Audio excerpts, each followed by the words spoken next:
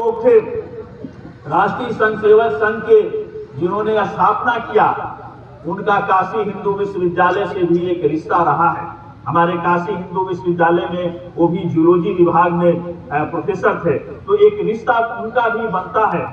और उस काशी हिंदू विश्वविद्यालय में जो कम्युनिस्ट पार्टी की, क्योंकि कम्युनिस्ट पार्टी की स्थापना को लेकर के जो हमारे साथी बैठे हैं वो जानते होंगे कि कुछ लोग कहते हैं कि 1920 में हुआ, कुछ लोग कहते हैं 1925 में हुआ। हम इस बात में नहीं जाएंगे। हम सिर्फ इतना कहना चाहते हैं कि एमएन राय जो पहली स्थापना हुई वह भी काशी हिंदू विश्वविद्यालय में आए थे, और सी राजेश्वर राव जो भारतीय कम्युनिस्ट आंदोलन के महासचिव थे और बड़े नायक थे, उनका भी काशी हिंदू विश्वविद्यालय से रिश्ता बनता था और वहां के वो छात्र थे। अब थोड़ा जब पहले राष्ट्रीय स्वयंसेवक संघ की बात करते हैं, ये लोग भारतीय सभ्यता और संस्कृति की बात करते हैं। ये लोग ये कहते हैं कि हम हैं तो इस देश की सभ्यता और संस्कृति के वाहक हैं, लेकिन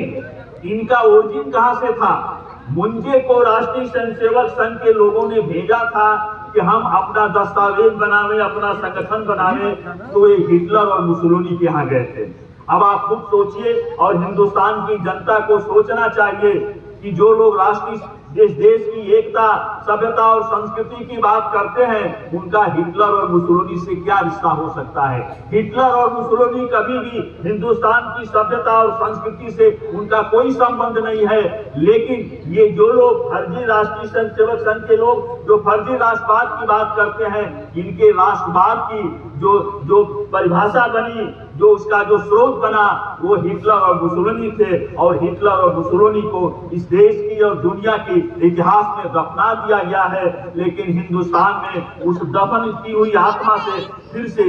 तानाशाही के और फासिज्म की बात को लाने की कोशिश की जा रही है। ये राष्ट्रीय स्वयंसेवक संघ का इतिहास है, ये उसकी विरासत है। हम इस पर आगे और बात करेंगे।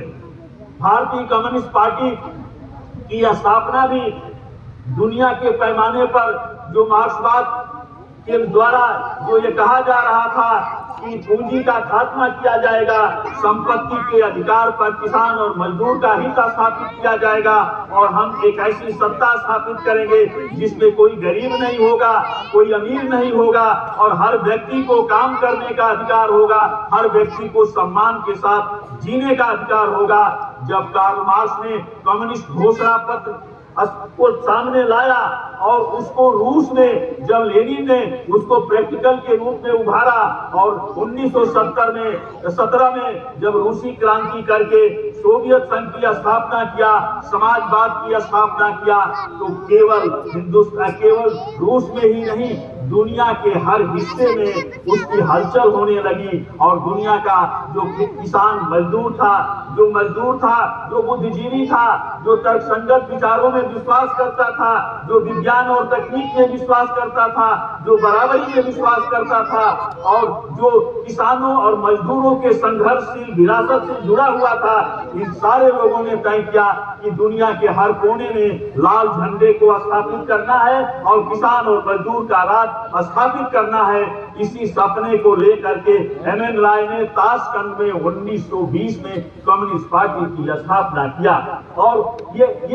कम्युनिस्ट लोगों के बीच में बहस है। मैं आपके सामने इसलिए इस बात को रखना चाहता हूं कि जिससे कि आपको समझने में, भारतीय कम्युनिस्ट पार्टी को समझने में आसानी होगी, और आप देश में इस बात को साबित कर सकते हैं कि भारतीय कम्युनिस्ट पार्टी का इतिहास कितना शानदार और उसकी विरासत कितनी गहरी है। जब उस समय ताशकंद में जब कम्युनिस्ट पार्टी की स्थापना किया गया, तो उस समय जो बंगाल में कुछ लोग छुट-पुट आंदोलन कर रहे थे, उससे प्रभावित होकर के जो लोग जो है बंबई में आंदोलन कर रहे थे, जो लोग मेरठ में थे, पेशावर में थे, चेन्नई, मद्रास में थे, ये सारे लोगों ने मिल करके अपने डेलीगेशन को भेज करके या कुछ लोगों के साथ सहयोग करके कम्युनिस्ट पार्टी की स्थापना किया। लेकिन जो असली बाद में जो कम्युनिस्ट पार्टी बनी वो 1925 में कानपुर में बनी, और उस कम्युनिस्ट पार्टी का इतिहास बहुत ही शानदार है। और लेकिन एक और बात है कि हम सब लोग ये जानते हैं कि कम्युनिस्ट पार्टी केवल एक देश की पार्टी नहीं होती है। कम्युनिस्ट पार्टी का रिश्ता दुनिया के हर जगह से होता है और दुनिया में चाहे वो अमेरिका हो, चाहे पोलैंड हो, रूस हो, दुनिया में जहां कहीं भी किसान मजदूर का आंदोलन चल रहा है उसमें कम्युनिस्ट पार्टी का एक दूसरे से रिश्ता होता है। इसलिए 1925 में कम्युनिस्ट पार्टी बनी जरूर, लेकिन जो कम्युनिज्म है, जो दुनिया के जो कम्युनिस्ट आंदोलन का जो मंच है, उसने इस कम्युनिस्ट पार्टी का उस समय तक दस्तावेज और संविधान नहीं बन पाया था। इसलिए बाद में कम्युनिस्ट पार्टी को आप कह सकते हैं कि 1925 के बाद से जब कम्युनिस्ट पार्टी बनी, जीबी घाटे साहब उसके सबसे पहले जनरल सेक्रेटरी बनाए गए। इसमें लंबी बहस में मैं नहीं जाऊंगा, लेकिन मैं इतना जरूर कहना चाहूंगा कि हिंदुस्तान की आजादी की लड़ाई जो लड़ी जा रही थी, हिंदुस्तान को बनाने का जो काम चल रहा था, किसान मजदूर और समाजवाद धर्मनिरपेक्षता के पक्ष में जो गोलबंदी हो रही थी और गांधी के नेतृत्व में जो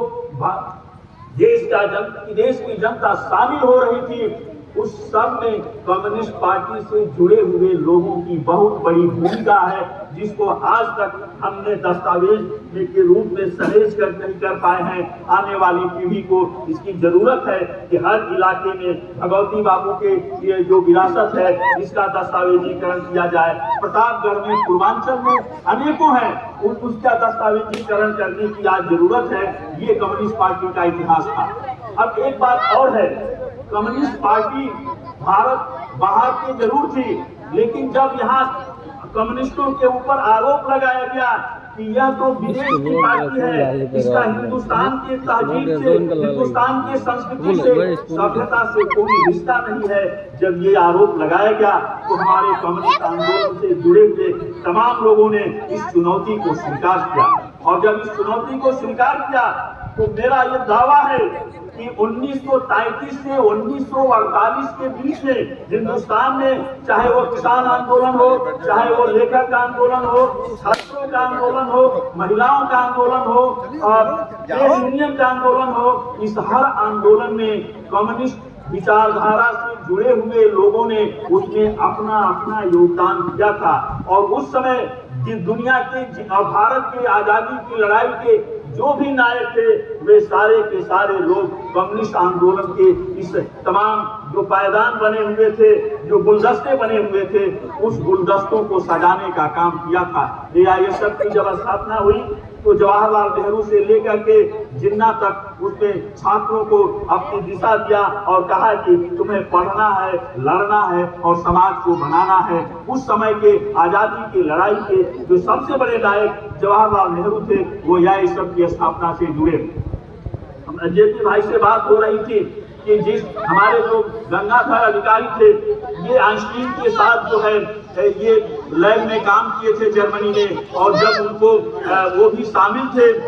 जो विद्रोह हुआ था, और जब उनको फांसी की सजा हुई गंगाधर अधिकारी को, तो उस समय आइंस्टीन ने ब्रिटिश सत्ता को लिखा कि इतने बड़े वैज्ञानिक को, आइजनहावर जो परमाणु बम का निर्माता था, उसमें उस प्रोजेक्ट में उस विज्ञान की खोज में गंगाधर अधिकारी भी शामिल थे। और उनके आइंस्टीन के चिट्ठी लिखने पर जो है ब्रिटिश शासन ने गंगाधर अधिकारी को उसे फांसी की सजा से अलग किया था। ये शख्सियत थी कम्युनिस्ट पार्टी में। अब मैं आता हूँ राष्ट्रीय स्वयंसेवक संघ के लोगों को, आपके विरासत के मंच पर खड़ा होकर के मैं चुनौती देना चाहता हूँ कि राष्ट्रीय स्वयंसेवक संघ के लोग एक भी ऐसा लेखक बता दें, अपने बीच का एक भी ऐसा बुद्धिजीवी बता दें जिसने हिंदुस्तान की सभ्यता और संस्कृति के पर कोई बौद्धिक उत्पादन किया हो। किसी ने भी बौद्धिक उत्पादन नहीं किया, लेकिन हिंदुस्तान की जो कम्युनिस्ट विचारधारा से जुड़े हुए बुद्धिजीवी थे,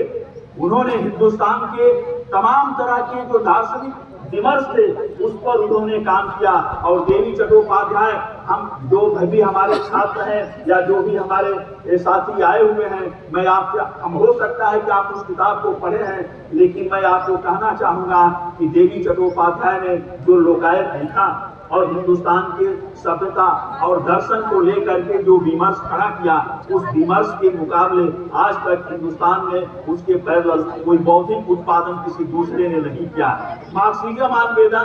वेदांत पर जो चर्चा देवी प्रसाद चट्टोपाध्याय ने किया, वो हमें लगता है कि आज भी हिंदुस्तान की विरासत को समझने के लिए उससे बेहतर दार्शनिक किताब कोई हो नहीं सकती। और